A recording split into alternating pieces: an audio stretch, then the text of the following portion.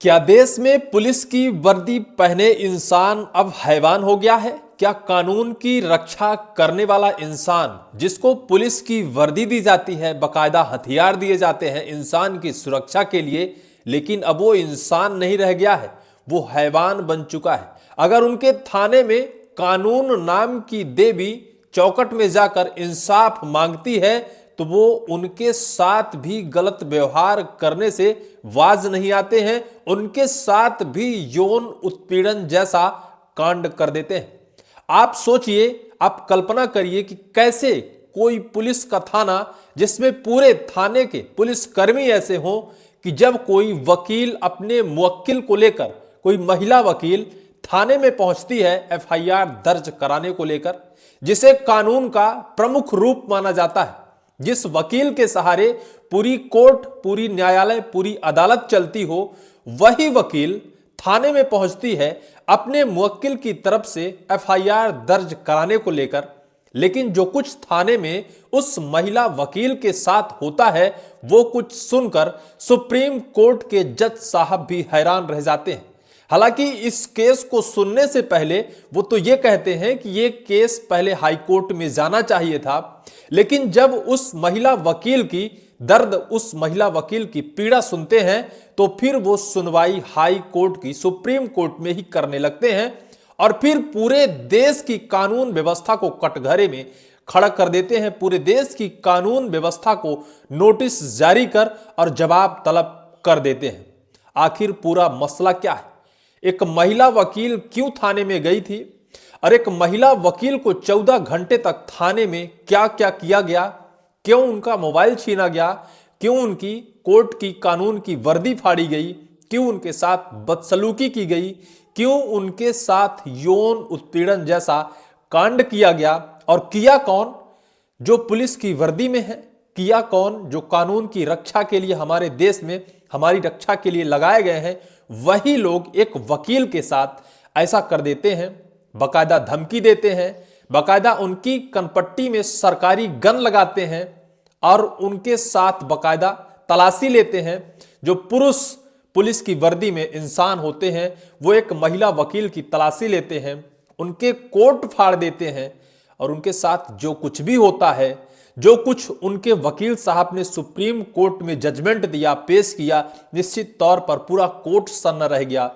और जो case supreme court में नहीं हाई कोर्ट में जाना चाहिए, उस हाई कोर्ट के केस को सुप्रीम कोर्ट डील कर और सुनवाई की और बकायदा जो सख्त आदेश दिए, पूरे देश के कानून व्यवस्था, पूरे देश की पुलिस के लिए शर्मसार करने वाला है। क्या ऐसा अगर वकील के साथ होता है, ऐसा एक एडवोकेट जो कानून का सबसे बड़ा मुखौटा माना जाता है, कानून की देवी माना जाता है, अगर वकील के साथ थाने में ऐसा कुछ हो सकता है, तो सोचिए आम इंसान के साथ क्या होता होगा। आम महिलाएं जब थाने में जाती होंगी, उनके साथ ये इंसान रूपी दरिंदे जो पुलिस की वर्दी में थाने में कुछ होते हैं, आखिर क्या बर्ताव करते होंगे, कैसा उनके साथ सलूक करते होंगे, आखिर क्या हो रहा है देश में, कानून कहां गया, कानून के रूप में पुलिस की वर्दी पहने इंसान कहां गए, वो इंसान के रूप में हैवान आखिर कैसे बन गए। दरअसल यह पूरी कहानी है बीते 3 दिसंबर की। 3 दिसंबर की एक महिला वकील एक थाने में जाती हैं, अपने मुवक्किल को साथ में लेकर। उनके साथ मारपीट की गई थी, उनको धमकी दी गई थी। महिला वकील उनको लेकर रात में एक थाने में पहुंचती हैं एफआईआर दर्ज कराने को लेकर, उनके पक्ष में पुलिस थाने में एफआईआर सहित कार्यवाही की मांग को लेकर। लेकिन जब थाने में पहुंचती हैं तो पहले 2 पुलिस अफसर होते हैं, एफआईआर लिखने से मना कर देते हैं और फिर उनके साथ उनको 14 घंटे तक थाने में बिठाया जाता है और उस 14 घंटे के दरमियान उनका मोबाइल छीना जाता है, उन्हें धमकी दी जाती है, उनके साथ गलत बिहेवियर किया जाता है, उनका यौन उत्पीड़न करने का आरोप है। महिला वकील ने बकायदा बताया है कि उस 14 घंटे के दरमियान उनकी सारी इंसानियत अंदर से मर चुकी थी। उन्हें लग रहा था कि आज हम किसी तरह इस थाने से बचकर निकल जाएं, लेकिन जो कुछ भी हुआ, उनके मुवक्किल के साथ मारपीट की गई, मोबाइल छीनी गई, मोबाइल का जबरदस्ती गन पॉइंट पर उनका पासवर्ड मांगा गया और पासवर्ड लेकर उनके मोबाइलों में जो एविडेंस था उनको बकायदा पुलिस थाने के अंदर पुलिस की वर्दी में इंसान ही उन सभी सबूतों को मोबाइल से डिलीट किया, उन्हें धमकी दी, पूरी तलाशी ली कि कहीं इनके कोर्ट में वकील की वर्दी में कहीं कोई खुफिया कैमरा तो नहीं लगा है। बकायदा तलाशी ली गई और उनके साथ कितना कुछ हुआ, कितनी दरिंदगी हुई, कितनी हैवानियत हुई, जो कुछ भी हुआ सुप्रीम कोर्ट भी इसे सुनकर सन्न रह गया। इस पूरे मामले के बारे में हम आपको विस्तार से बताते हैं, जिसमें लिखा है सुप्रीम कोर्ट ने महिला वकील को बिना वजह हिरासत में रखने वाली याचिका पर सुनवाई की। महिला वकील ने आरोप लगाया कि पुलिस कर्मियों द्वारा उन्हें हिरासत में रखकर यौन शोषण किया गया। इस मामले में सुप्रीम कोर्ट ने नोएडा 126 सेक्टर पुलिस को नोटिस भेजा है। साथ ही कहा है कि थाने में लगे सीसीटीवी फुटेज सील्ड कवर में कोर्ट में सौंपे। सुप्रीम कोर्ट के जस्टिस विक्रम नाथ और जस्टिस NB अंजरिया की बेंच ने मामले की सुनवाई की। बकायदा यह मामला तो भले चाहे मध्य प्रदेश का नहीं, उत्तर प्रदेश का है। उत्तर प्रदेश के नोएडा सेक्टर के 126 थाने की जो पुलिस है वहां का पूरा मामला है। वहां महिला वकील रिपोर्ट दर्ज कराने गई थी। बकायदा वकील साहब हैं, उन्हें लगा था कि हम कानून के बहुत बड़े मुखौटा हैं और हमें देखकर शायद पुलिस इनकी FIR दर्ज कर ले, लेकिन नहीं पता था कि वर्दी के रूप में इंसान नहीं है, हैवान है। और फिर जो उनके साथ हुआ, उसके बाद जज ने कहा कोर्ट ऐसे केस का एंटरटेन नहीं करता। हालांकि महिला वकील की ओर से दायर याचिका में पुलिस कर्मियों पर लगाए गंभीर आरोप उत्तर प्रदेश पुलिस को 7 जनवरी तक मामले की जवाब देने को कहा। साथ ही गौतम बुद्ध नगर के पुलिस कमिश्नर को आदेश दिया कि पुलिस स्टेशन में लगे सीसीटीवी फुटेज घटना के समय वाले हिस्से को बिना डिलीट किए पेश किए जाएं।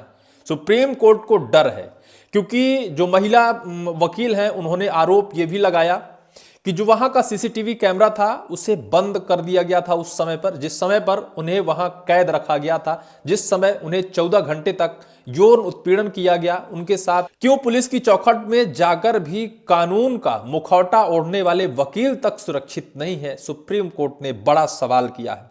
बिना किसी वजह से मुझे हिरासत में रखा। जो पिटीशन महिला वकील ने आरोप लगाया कि 3 दिसंबर की रात अपने क्लाइंट के साथ FIR दाखिल कराने के लिए नोएडा सेक्टर 126 पुलिस स्टेशन में गई थी। इस दौरान पुलिसकर्मी FIR दर्ज करने से इनकार कर दिया। जब मैंने FIR दर्ज करने पर जोर दिया तो पुलिसकर्मी बिना किसी वजह के मुझे हिरासत में रखा। रात 12:30 बजे से दोपहर 2 बजे तक करीब 14 घंटे हमें हिरासत में रखा, महिला वकील ने बकायदा आरोप लगाया है। याचिकाकर्ता ने बताया कि हिरासत के दौरान उन्हें कस्टोडियल यौन उत्पीड़न का शिकार होना पड़ा। उनमें पुरुष पुलिसकर्मी समेत SHO शामिल हैं। उन्होंने उनके साथ जोर जबरदस्ती की। याचिका में बताया गया कि महिला वकील का कोट फाड़ा गया। कपड़े में सीक्रेट वीडियो रिकॉर्डिंग लगा है या नहीं, इसके लिए उनके कपड़े की तलाशी ली गई। पुलिस कर्मियों ने पिटीशन के गर्दन पर सरकारी पिस्टल दिखाकर डराया। पिटीशन के फोन के पासवर्ड बताने को कहा। इसके बाद उनके और उनके क्लाइंट के मोबाइल से सबूत के लिए रिकॉर्डिंग किए गए वीडियो भी डिलीट करवा दिए। अब आपको बताते हैं कि सुप्रीम कोर्ट जो हमारे देश का सबसे बड़ी अदालत है उसने बड़ा फैसला सुनाया है। सुप्रीम कोर्ट ने शुक्रवार को महिला वकील की याचिका पर केंद्र सरकार, उत्तर प्रदेश सरकार और उत्तर प्रदेश पुलिस एवं अन्य प्रतिवादियों को नोटिस जारी कर जवाब मांगा है। इसके अलावा कोर्ट ने गौतम बुद्ध नगर के पुलिस कमिश्नर को आदेश दिया है कि वह सुनिश्चित करें कि उस थाने संबंधित अवधि के सीसीटीवी फुटेज नष्ट ना हो जाएं और उन्हें सील बंद लिफाफे में रखे जाएं। क्या सख्त है सुप्रीम कोर्ट। देश का अदालत हैरान है। देश की कानून व्यवस्था को लेकर, देश की पुलिस के रूप में जो इंसान है उनको लेकर कैसे इंसान सुरक्षित होगा, कैसे इंसान पुलिस और थाने के सहारे अपने आप को सुरक्षित महसूस करेगा। अगर वकील साहब ही सुरक्षित नहीं है तो वकील के क्लाइंट कैसे सुरक्षित होंगे? सुप्रीम कोर्ट ने बड़ी चिंता जाहिर की है। हालांकि जिस तरह से माहौल है, सुप्रीम कोर्ट ने अगली सुनवाई 7 जनवरी 2026 को रखी है। देखना अत्यंत दिलचस्प होगा कि क्या इस पूरे मामले में दूध का दूध और पानी का पानी हो पाएगा। क्या कानून की वर्दी में बैठे हैवानों के ऊपर कार्रवाई हो पाएगी? यह तो वक्त ही बताएगा। इस पूरी वीडियो को लेकर आपकी क्या राय होगी, कमेंट सेक्शन पर आप कमेंट जरूर करिएगा।